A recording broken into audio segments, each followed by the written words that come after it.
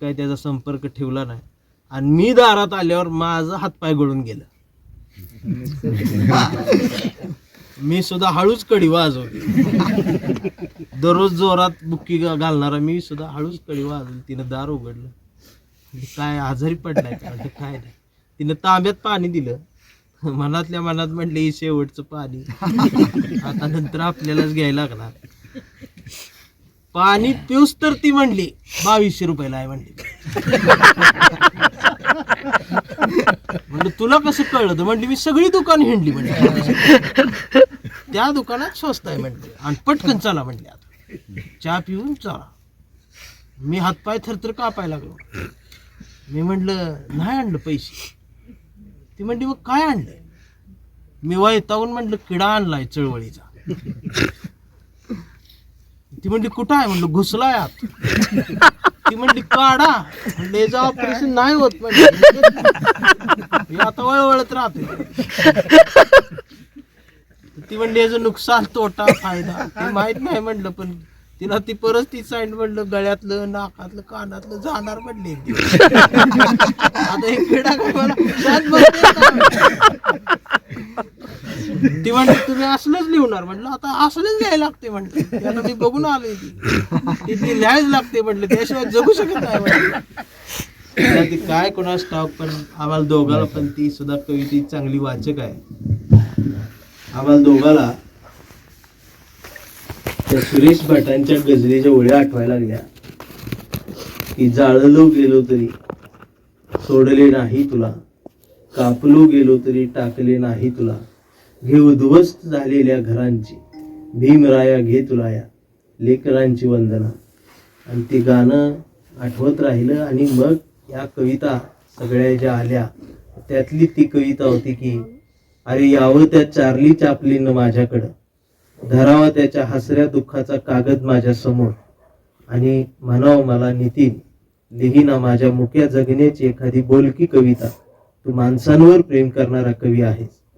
मी उचलावं पेन तेवढ्यात हिटलरने तिथे यावं आणि हिटलरने म्हणावं मला नितीन घे ना माझं रक्त, त्या रक्तानं लिहिना कविता जर्मनीच्या साम्राज्यवादावर आणि मी कोंडून मारलेल्या श्वासांवर.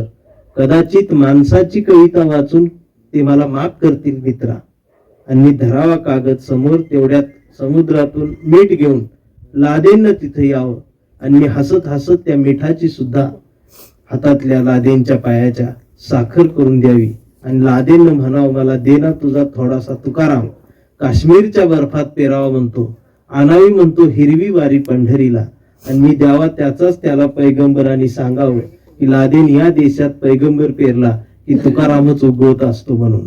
त्याने ते हसत हसत मान्य करावं. यावं त्या डोनाल्डने, यावं त्या पुतीनने, मी सांगेन त्यांना तिसरं महायुद्ध विसरा, माझी कविता नेहमी आडवी आहे. त्यांनी ते हसत हसत मान्य करावं. आणि तुम्ही सगळ्यांनी या एकदा माझ्याकडं, तुमच्या मेंदूतला इतिहासच एकदाचा जाळून टाकावा म्हणतो आणि तुम्हाला दाखवावा म्हणतो हा सुंदर भूगोल जो तुम्हाला आणि आम्हाला येणाऱ्या पिढ्यांसाठी फार जपून ठेवायचा.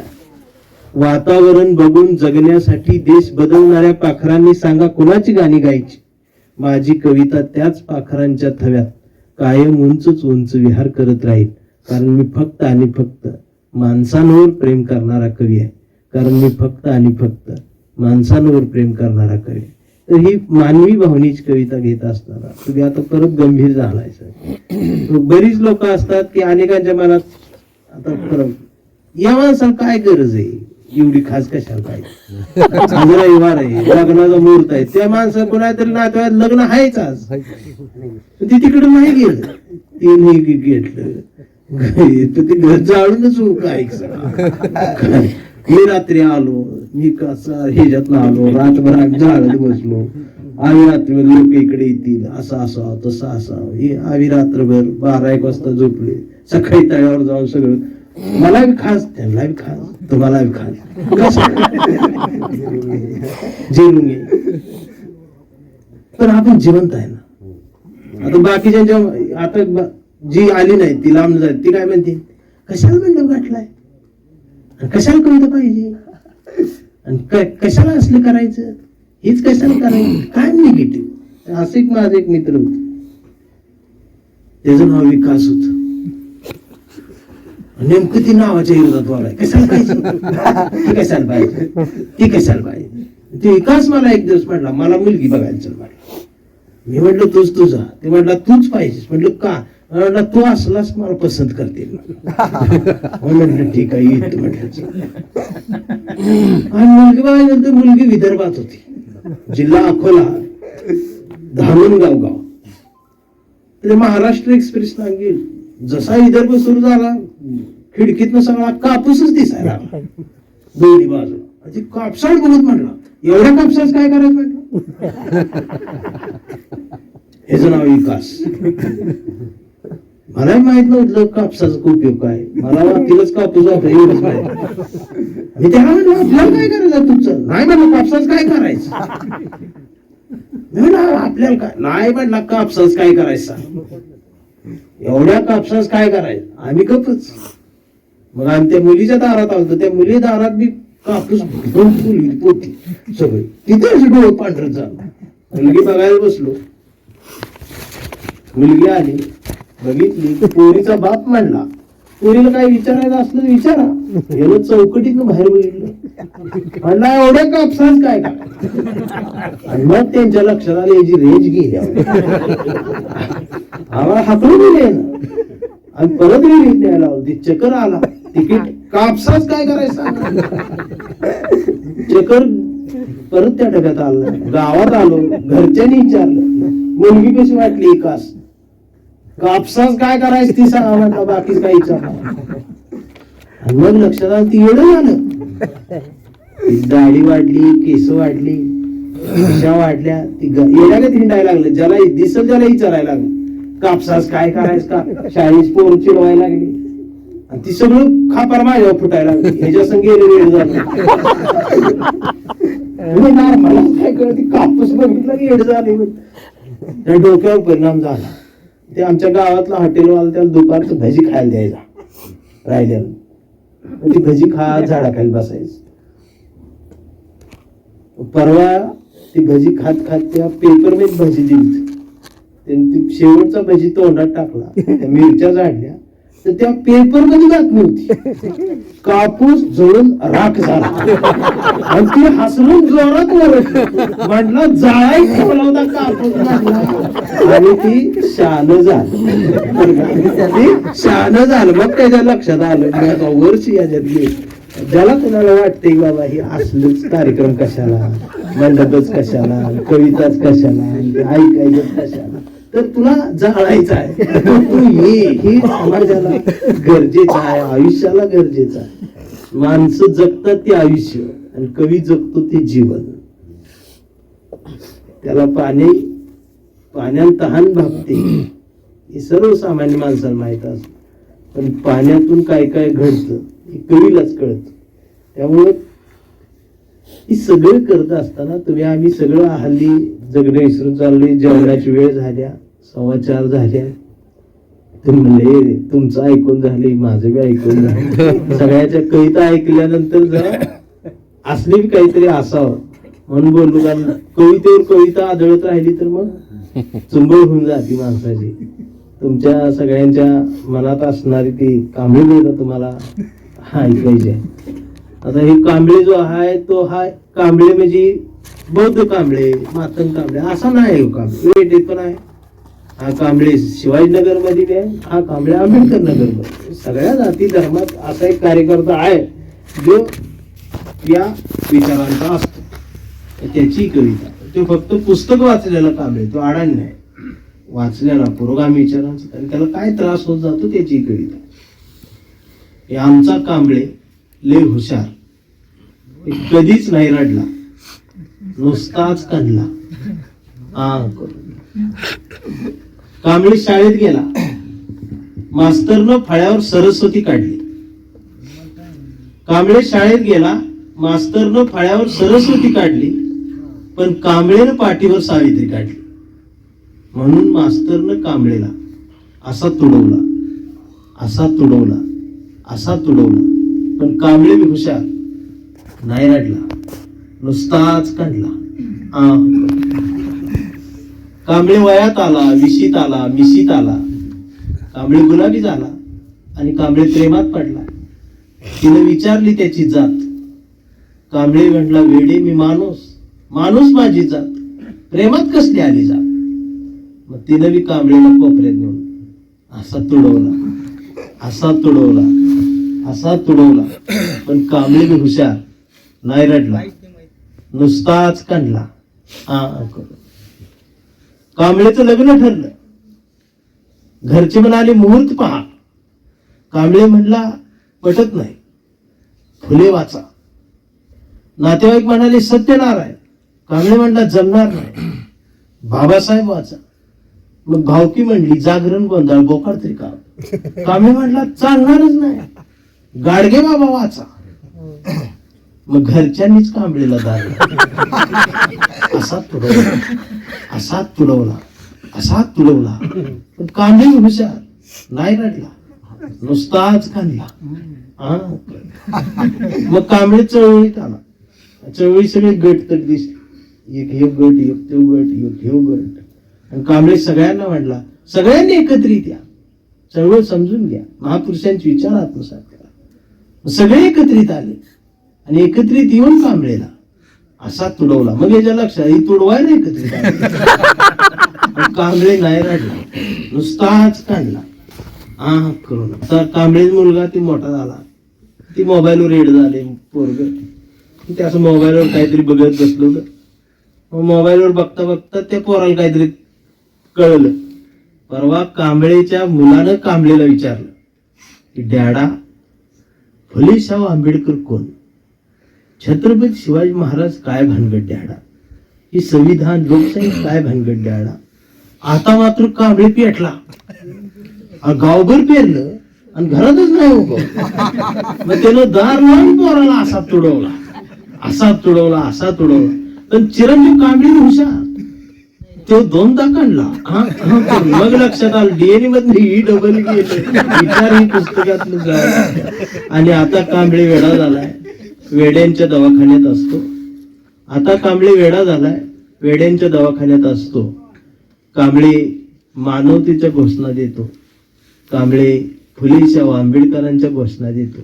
कांबळे छत्रपती शिवाजी महाराजांपासून, महाराणा प्रताप पासून गाडगे बाबांपर्यंत सगळ्या महापुरुषांच्या नावांच्या घोषणा देतो. पण कांबळेच्या एका हातात कुठल्या रंगाची चिंधी नाही. कांबळेच्या हातात या देशाचा तिरंगा आणि मांडीवर संविधान त्यानं उघडून ठेवलंय. पण डॉक्टर सुद्धा कांबळेला श्वाप देऊन तुडवतायत. पण कांबळे नाही रडत, ते नुसताच कणतोय. करून आज कांबळे जोपर्यंत जिवंत आहे तोपर्यंत शिवाजी महाराज, बाबासाहेब, फुले, आंबेडकर जिवंत आहेत. हा कांबळे जोपर्यंत जिवंत आहे तोपर्यंत कविता जिवंत आहे. हा कांबळे जोपर्यंत जिवंत आहे तोपर्यंत हा देश जिवंत राहील. तुम्ही सर्वजण सरांच्या विनंतीला मान देऊन आलात. सर्वांनी आपल्या कविता ऐकवल्या. विनोदाच्या बारात इकडे तिकडे काही झालं असलं कवींच्या बाबतीत असतील तर फक्त ऐकताना एवढं लक्षात ठेवा की पहिल्या कडव्यात तुमच्या पक्षावर टीका असेल तर दम धरून बसा. पुढच्या कडव्यात शेजारचा पक्ष येणार, त्यावेळेस सगळे असणार आहे त्यामध्ये, त्यामुळे दम धरायचा. तुमच्या विरोधी पक्ष नेत्यावर बी टीका त्यामध्ये असणार आहे. म्हणजे जे आहे ते आहे. म्हणजे सांगूनच राजकीय कविता तर तशी सादर करायची. नाही तर काही कविता आड पडतात तेव्हा कविता राजकीय नाही, पण ती राजकीयच असते. आधीच सांगून ठेवतो राजकीय माझी हाय तर हाय. सगळ्या पक्षाला नेमका आजचा तरुण कुठं आहे त्याचा हा शोध घ्या. आजचा तरुण वर्ग कुठं आहे, तरुण युवक कुठं आहे? तो असेल तो इथंच कुठेतरी असेल. नेमका कुठं असेल तर सकाळी सकाळी भोंग्यावर हनुमान चाळीसा म्हणत असेल. भोंग्यावर हनुमान चाळीसा म्हणता म्हणता तो कट्टर हिंदू झाला असेल तो इथंच कुठेतरी असेल. आणि कट्टर हिंदू होऊन तो मातोश्रीवर गेला असेल. मातोश्रीवर हिंदुत्व खेळत असेल आणि धनुष्य भान घेऊन हळूच गुवाहाटीला पळाला असेल तो इथंच कुठेतरी असेल. गुवाहाटीला गेल्यावर झाडी डोंगर हाटील बघून मोहरला असेल, बहरला असेल. पण 50 खोके एकदम ओकेच्या घोषणा ऐकून गोंधळला असेल तो इथंच कुठेतरी असेल. तो परत आला असेल, तो पुन्हा आला असेल. मला धरून नेतील का, मला पकडून नेतील का, मला अटक करतील का, माझ्या चौकशा होतील का, म्हणून घाबरून तो कमळाच्या फुलातला आपला असेल. पण कमळाच्या फुलाने सुद्धा पार आवळून आवळून त्याचा रस काढला असेल तो इथंच कुठेतरी असेल. आणि सगळा रस निघून गेल्यावर त्याची दाढी वाटली असेल, त्याचे केस वाटले असतील, तो पिकला असेल आणि अचानक त्याला भारत दिसला असेल आणि तो हळूच भारत जोडोच्या यात्रेत गेला असेल तो इथंच कुठेतरी असेल. पण यात्रेत चालायचं नेमकं कुठपर्यंत आणि कुणासाठी हीच त्याला कळत नसेल. शेवटी त्याला वेळ बघितली असेल, तो घड्याळाजवळ आला असेल, पण इथं काकाजवळ बसायचं का पुतण्याजवळ थांबायचं हीच त्याला कळत नसेल. शेवटी त्यानं तुतारी वाजवली असेल तो इथंच कुठेतरी असेल. आणि मग सगळ्यात वैतागून त्याला अन्यायाविरुद्ध राग आला असेल, तो चिडला असेल, तो पॅन्थर झाला असेल आणि म्हणून तो हळूच RPI मध्ये गेला असेल. पण त्याच्याच अध्यक्षाच्या कविता ऐकून तो गंजला असेल आणि त्याला वंचित झाल्यासारखं वाटत असेल आणि म्हणून तो हळूच वंचित मध्ये आला असेल. पण इथं नेमकं वंचित कोण हीच त्याला कळत असेल तो इथंच कुठेतरी असेल. आणि आज शिवारात कवी संमेलन देवभोजना आमच्या कदम सरांनी मंडप उभा केला, त्या मंडपाखाली तो आला असेल कुठेतरी बसला असेल आणि आमच्या सगळ्यांच्या कविता ऐकून ते भारतीय बनेल माणूस, किमान माणूस तरी बनेल. मग मात्र त्यांना कुठे जायची गरज नाही. तुम्ही सर्वजण उपस्थित राहिला, तुमच्या सर्वांच्या कविता फार दिवसापासून मलाही श्रोता व्हायची संधी मिळाली. आणि माणसानं नुसतं स्वतःच खपवायचं नसतं, दुसऱ्याच मी ऐकायचं असतं याची जाणीव करून द्यायला हा कार्यक्रम माझ्यासाठी होता. तर स्वातीताईंची कविता ऐकली, विशेष म्हणजे याच पातीतून तेजस सारखा कवी तुमच्या याच मंडपातून भरारी घेतो, ही सुद्धा तुमच्या या सगळ्या प्रयत्नाचं यश आहे. उद्या तो सुद्धा एक वेगळा कांबळे भारताला समाजाला दाखवेल आणि तो देईल. एक वेगळा कलाकार या मातीतून तळ्याच्या काठावर या शिवारात घडतोय याचं विशेष कौतुक वाटतं. येवले सरांनी पहिली कविता विद्रोही घेतली, नंतर त्यांनी लक्षात आलं नुसताच विद्रोहाचा हात फिरायला लागलाय तर गुलाबाच फुल फिरवलं पाहिजे. त्या भावनेतून त्यांनी त्या पद्धतीने मॅडमची वाटणी कविता मला आवडली. कोण काय मागतं तर त्यांनी वडिलांची सायकल आणि ती दुसरी वस्तू मागितली. हे फक्त मुलीच करू शकतात. परवा एक व्हिडिओ बघण्यात आला, कधी कधी सोशल मीडियावर चांगलं बघायला मिळतं. तो एक युट्यूबर त्या दोन मुलींना विचारतो पुढच्या जन्मात तुम्हाला मुलगा व्हायला आवडेल की मुलगी व्हायला आवडेल, तर त्यातली मुलगी लगेच म्हणते आम्हाला मुलगा व्हायला आवडेल. तर ते कसं काय, तर ते आम्ही कायम बघत आलोय की मुलांच्याच वाट्याला आई वडील येतात म्हणून आम्हाला मुलगा व्हायला आवडेल असं सांगणार ते व्हिडिओ. म्हणजे काहीतरी चांगले सुद्धा बघायला मिळतं. तर परंतु कवी आणि कवितेकडं समाज जोपर्यंत आकर्षित होत नाही तोपर्यंत आम्हाला एक वेगळ्या पद्धतीत चळवळ उभी करावी लागेल. तुकारामाचे अभंग ऐकण्यासाठी लोक 12-12 तास वाळवंटात मातीत बसून तुकोबाचे अभंग ऐकायची, ती अनुभवायची, ती जगायची आणि त्या पद्धतीने आचरणात आणायचा प्रयत्न सुद्धा करायचे. म्हणून तुकाराम अवघड होता. तो आजही अवघड आहे अनेकांसाठी, पण आमच्या सारख्यांसाठी तो सोपा आहे. ज्यांना जगता येतं त्यांच्यासाठी सोपा आहे. ज्ञानेश्वर सोपा करून जगता आला पाहिजे यासाठी समाजाला आणि समाजाचं कान तयार करण्यासाठी शब्दांची ही पाखरण तुम्हाला आम्हाला कायम आपल्या प्रतिमेच्या सुखातून करावी लागणार आहे.